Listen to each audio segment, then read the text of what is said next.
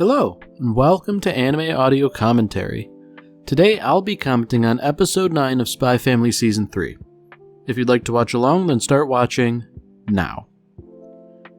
So last we left off, that business on the bus was resolved, and it would seem as though Anya and the other people who played major roles in helping everyone are being duly rewarded for their valor. Which in this case would be a nifty little Stella star. So, for as bad as things were earlier in the season with Anya scoring herself a demerit, she's sort of made up for it, Now,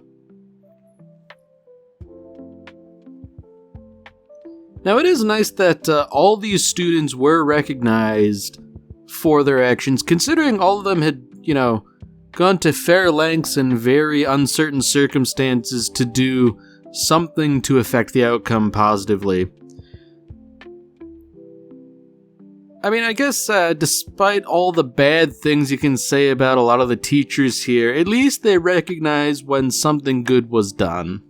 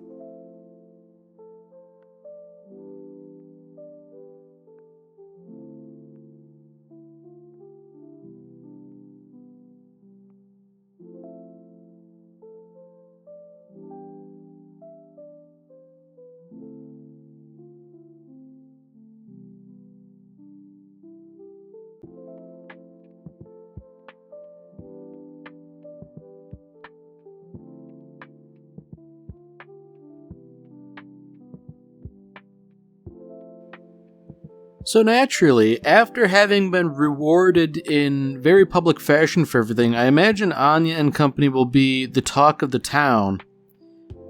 The interesting thing is that Damien's sort of playing down his contribution, and it's not like, he waylaid the kidnappers or anything, but he certainly did do something. If nothing else, by maintaining a level head, he sort of helped calm down everyone else. Ooh. So that's something. I guess it does make sense that the kids are sort of directed to stay away from the media. On account of being kids, that's probably a good idea too, but given that this was a national security sort of incident here, I feel like, the powers that be, the state security services, probably want to hush everything up. And I guess, that is something too, like this little flashback to Damien having the collar removed. Because I guess, from his perspective, he was dead sure it was an actual bomb. Although that said, I do find it interesting that, the quote-unquote bomb squad that they sent, they weren't, dressed up like the normal bomb squad we think of. Or perhaps rather, I think of. Because, there's something of a saying among bomb defusal people, and that's either, when you pick a wire, either you're right or it's no longer your problem. So, the ablative clothing and protective equipment you wear won't really save you in the end, but, I don't know. I guess I generally expect someone to be a little bit more armored than that. So, this is sort of the big resolution of events. Everyone's parents are, understandably dropping everything to come get their kids after what was no doubt a very stressful thing. But there are two exceptions. them being Anya and Damien. And in Anya's case, we at least know that Yor is aware of what's going on and probably in a state to, come pick her up and all that. But Damien is an unfortunate case, because, his father doesn't think too much of him. And, his mother, we haven't really seen much of her. I think it's fair to say that she's relatively absent, or, maybe not uncaring, but, I don't know. I don't know if there's a good word to exactly describe it.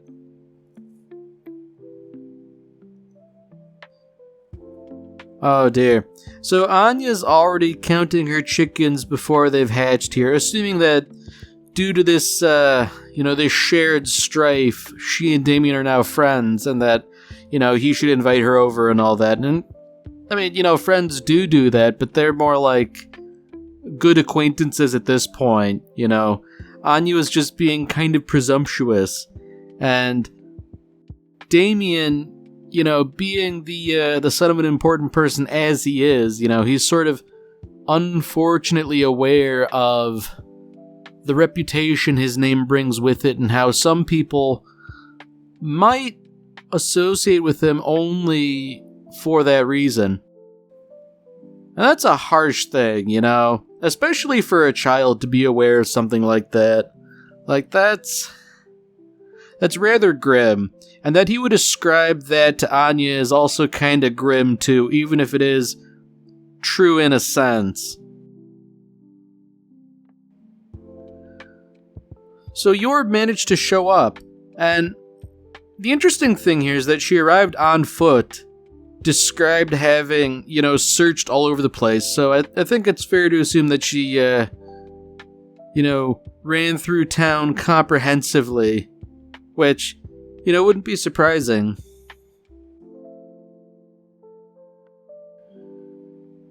Now, I do have to say, when I read the manga for this bit the first time, I was a little bit disappointed that Yor didn't end up arriving to butcher the people, but I guess, it probably would have kind of blown her cover, but at least she gets to show up and, be a good mother and all that. And I guess, Lloyd also managed to show up, albeit in disguise. He probably would describe this as being for the mission and all that, but, I suspect that were it not for his cover, he probably would do something like that just out of, personal consideration for Anya. So now, if this nice little reunion with Yor weren't bad enough, this is probably like a kick in the head to Damien, the poor guy. Because, he's the last one. I mean, Yor says, look, your mom's on the way, which is nice, I guess, but, if Yor outran a car to get here, that's something,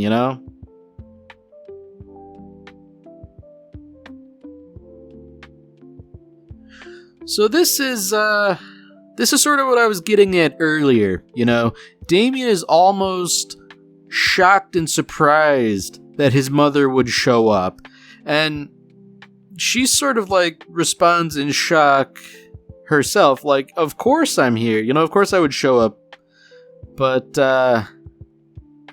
there's something going on here, and, Anya sort of picks up on this, she recognizes a sort of similarity in personality between Damien's mother and, her uncle Yuri, but yeah, it's nice that, oh dear. I was gonna say it's nice that Damien's mother is caring for him and all that, but at the first mention of his father, all that's out the window, and almost immediately, she's sort of, switched personalities. She's become very, very cold and...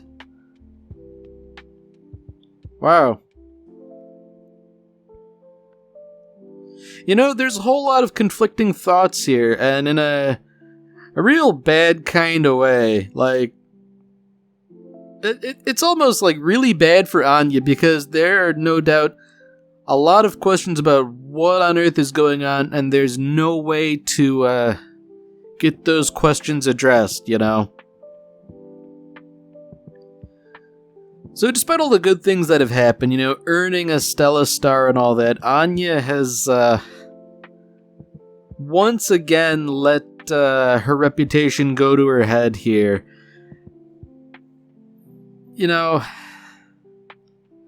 It's kind of unfortunate that Lloyd's dressing her down a little bit, because, like, when you get down to it, like, what she did was good and all that, but it's also dangerous, and I feel like, from the perspective of a spy, you should kind of try and keep a low profile, and even if it is the valorous thing to do, it's not necessarily smart in the long run. Although at least Lloyd recognizes that, like, yeah, that was an ordeal. Maybe I should be a bit nicer to her.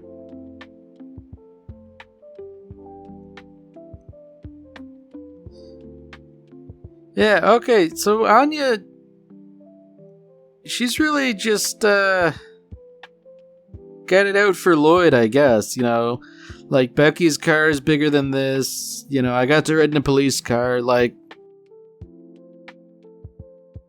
I wonder what the deal is, because this doesn't seem like normal Anya behavior. Although I guess perhaps she's trying to, like, angle to start asking some more pointed questions here. And, that question, it's obviously aimed at Damien. Like, if your parents don't pick you up, do they love you? And the unfortunate implication there is that Lloyd didn't show up because he was out of town and all that, but that's kind of besides the point here. The main point is that, like, Damien's family showed up, and Melinda, like, seemingly begrudgingly once Damien mentioned his father. So, I guess that is another interesting wrinkle that's been added to this whole thing, because we do know that Donovan Desmond, Damien's father, like, he's a political figure, and he is probably not a good guy, and, like, all the evidence just sort of seems to point to him not being very good, because, like, he is a very foreboding figure, like, not to make an argument about physiognomy or anything, but, like, he just looks kind of evil. But beyond that, like, his wife behaves strangely at the mention of him, and, like, Damien, I guess, kind of not knowing any better by virtue of being a kid, like, he wants his father's approval and all that, but the fact that it is so rarely given, if at all, doesn't really work in his favor either, Like, all factors really seem to point to him being not good in one way or another.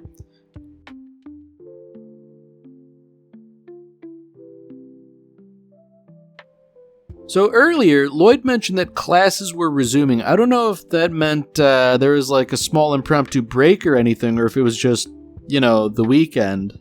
But it is interesting that, they seem to have kind of done away with the school buses for the time being, which, that's it's got to be a bit of a lurch for people who depend on them. Ooh. So the plot thickens a wee bit more regarding Melinda. Damien, the poor guy, like, he's eating his meals alone, without his siblings or his parents. But the interesting thing is that Melinda cooked them herself. Now, the interesting thing is, his family is, by appearances, very high class, very wealthy, and therefore, the mother and wife of the family would have no need to cook.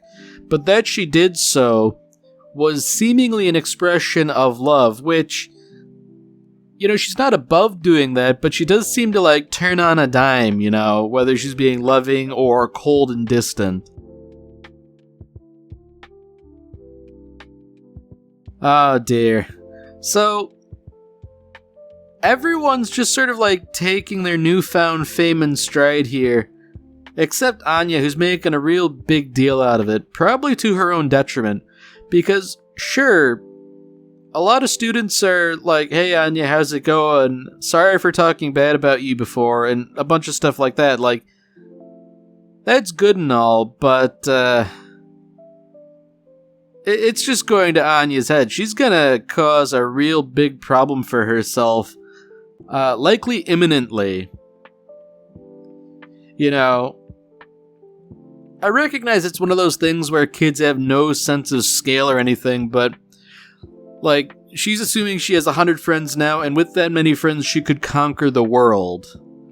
I mean, don't know about that, but...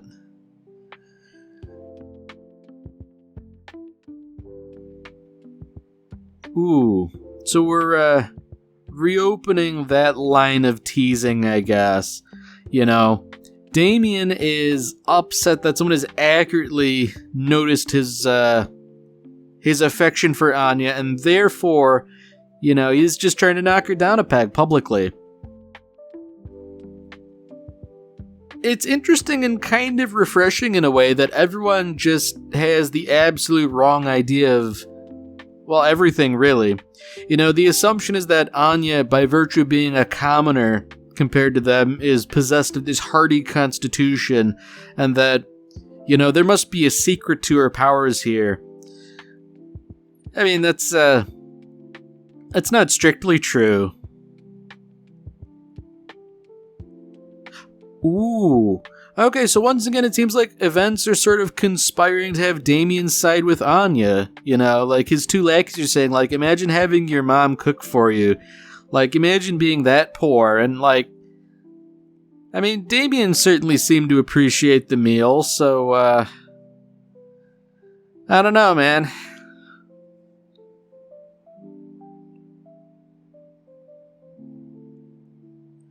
Alright, so Anya is thinking here.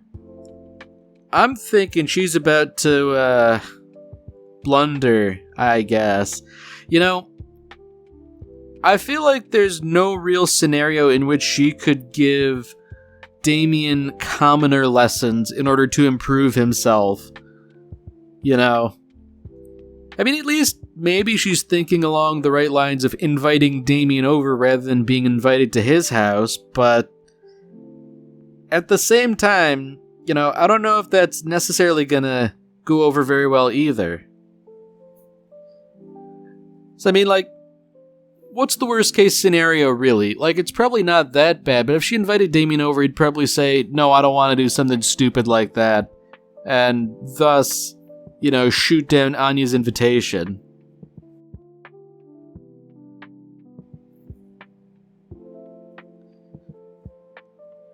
Alright, so Anya's just, like, squarely in the territory of just lying, you know? The idea being that, like, oh, Anya, what do you do on a normal day? It's like, oh, I carry heavy things at the grocery store when we shop. I study relentlessly. I mean, you know, she would only ever do any of those things under duress. And now she's just telling, like, really, really obvious lies about, like, the weight of a toothbrush and the temperature of bath water and all that. Like, I don't know. I feel like, even, like, a sheltered 5-year-old would be able to tell that, like, that's just not true. Because, like, all you really need to do is know, like, the weight of one object that you think is heavy. And knowing that that's the case, if you can pick up your own toothbrush, obviously it can't be 100 kilograms.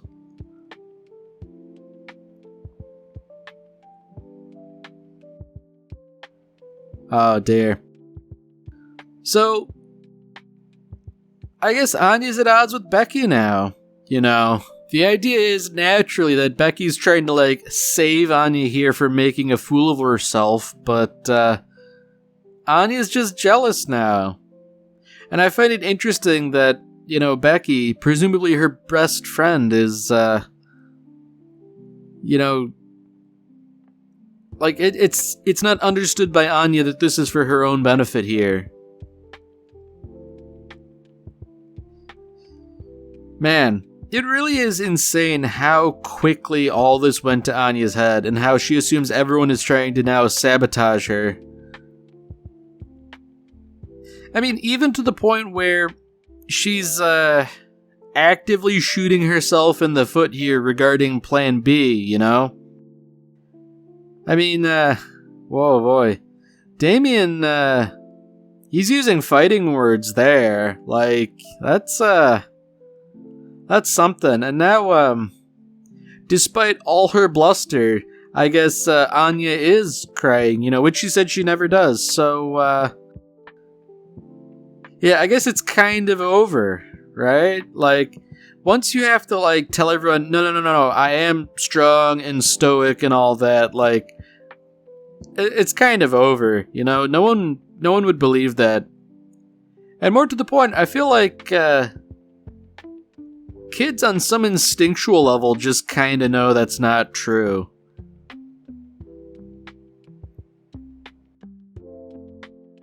You know, at least Damien had the good sense to try and apologize and, you know, smooth things over, if only for his own sake.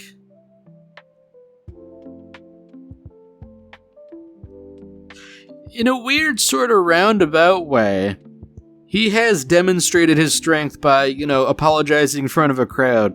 I mean, sure, he's sort of like storming off and all that, but like, it's not nothing to apologize in front of people.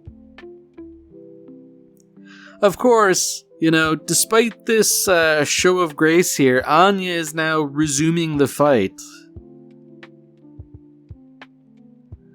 You know, it's a shame that Plan B just kind of like went out the window because Anya's fame went to her head. And in the end, really, it's all for nothing because, like, there's no longer a crowd to, you know, listen to. Everyone's heading off to class.